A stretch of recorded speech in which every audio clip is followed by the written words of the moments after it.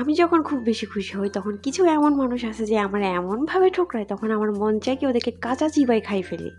So guys, good morning, সবাইকে সালাম আদাব নমস্কার। কেমন আছেন আপনারা সবাই? আশা করি সবাই ভালো আছেন, আমি অনেক ভালো আছি। সো গাইস, আজকে হচ্ছে শুক্রবার আর এখন বেজে গেছে সকাল 8টা।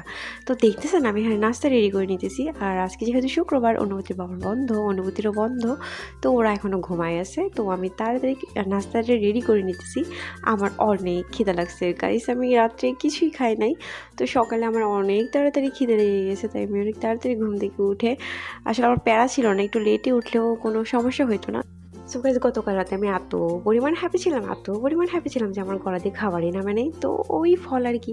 আপনাদের কি হয় এরকম? খুব বেশি খুশি হইলে খাইতে ইচ্ছা করে না, আবার খুব বেশি কষ্ট পাইলেও খাইতে ইচ্ছা করে না, তাই না? আমার এরকম আবার হয়। তো গাইস, আমি এখন নাস্তা করে নিতেছি। সো গাইস, এখন দুপুরের জন্য রান্না করতে চলে আসছি। ভাত বসাই দিয়েছি আর একটু চিকেন রান্না করবো আজকে। চিকেনটা আমি এখানে ভালো করে ভেজে নিতেছি।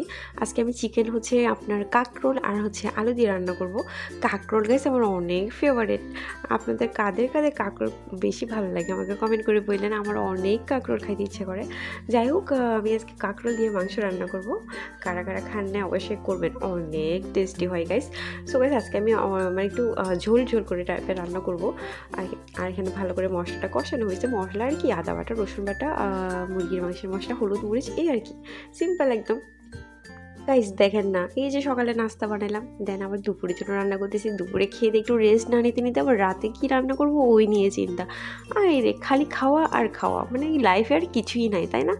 মানে সবসময় খালি এই প্যারাটা নিয়েই থাকা লাগে, প্রত্যেকটা বাসায় মনে হয়, তাই না? সকালে খাইলে দুপুরে কী খাবে সেটা চিন্তা, দুপুরে খাওয়া শেষ হলে রাতে কী খাবে সেটা চিন্তা। গাইস, আমি যে কথাগুলো বলি ওগুলো কিন্তু আমি একদম নিজে থেকে বলি। এখন আপনাদের সাথে হয়তো মতের মিল হইতেও পারে, আবার নাও হইতে পারে। আসলে আমি যেভাবে আমার দুনিয়াটা ফিল করি, আমি ঠিক ওইভাবে আপনাদের সাথে আপনাদের কাছে প্রেজেন্ট করি। আপনাদের প্রেজেন্টেশনটা অন্যরকম হইতে পারে। আসলে গাইস, এক একটা মানুষের দৃষ্টিভঙ্গি এক এক রকম। যদি আমার দৃষ্টিভঙ্গির কথা জানতে চান তাহলে তো একদমই অন্যরকম। খুব কম মানুষের সাথে আমার মিলে মন মানসিকতা। এই দেখেন না, আশেপাশে কত মানুষ আছে, ওদের সাথে আমার প্রতিদিনের কত কথা, কত কিছু, কিন্তু মানে ওদের সাথে কেমন জানি আমার মন মানসিকতা মিলে না। আর যার সাথে দেখবেন মন মানসিকতা মিলে না, তাদের সাথে কেমন জানি মিশতেও ইচ্ছে করে না। মানে ওদের চিন্তাভাবনাগুলো অন্যরকম আর আমার চিন্তাভাবনাগুলো অন্যরকম, মানে পুরো আকাশ পাতাল তফাৎ। যাই হোক, অনেক বক বক করে ফেলছি। তো দেখছেন গাইস, আমি অনেকগুলো ঝোল দিছি। আর এগুলো আমি এটা বুঝছি না, এমনিতেই মরিচের গুঁড়াটা বুঝছি না, এমনিতেই লাল, ঝাল বেশি একটা হয় না, কারণ অনুভূতি ঝাল বেশি খাইতে পারে না। তো আমি কমই ঝাল দিছি।